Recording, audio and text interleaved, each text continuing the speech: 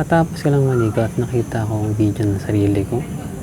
Napansin ko ang haba na pala ng buhok ko sa mukha. Yung mga bigote, pati yung balbas ko. Masyado na silang mayabong kaya pag-isipan ko, ano pang kailangan natin gawin kundi tabasin.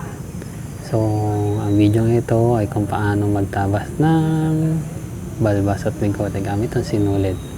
Tinatawag nating threading. So, kailangan natin ng sinulid syempre. So, kailangan natin ikutin ang sinulid ng 5 beses. 1, 2, 3, 4, 5. Yan. Tapos, saka natin siya pang-ipit sa mga buhok. Ang sakit! So, masakit siya sa una.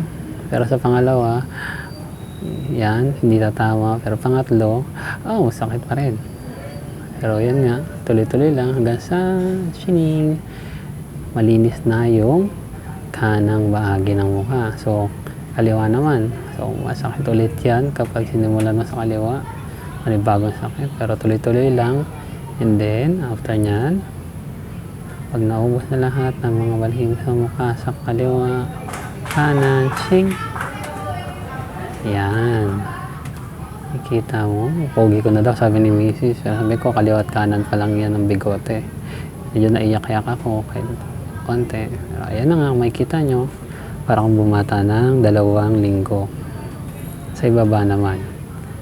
Threading lang ng threading. Kahit masakit, kailangan tiisin para magmukhang presentable kahit pa paano. Yan. Kasi hindi bagay kasi sa mukha ko yung mga balbas at bigote. May mga binabagayan naman siya na mukha sa mga lalaki. Kaso, nakadepende rin kasi sa mukha yan ng lalaki, ng mga tao. Kaya sa akin, hindi talaga bagay. Mukha kong pulubi. Kaya yan, nilinis ko na. So, malinis na siya. Pabebe. Wow. Pero kailangan natin siyang lagyan ng yellow pagkatapos dahil mamamaga yan kapag hindi mo nilagyan ng yellow. Proof ang pamamaga na masakit talaga. Yan lang. Bye-bye.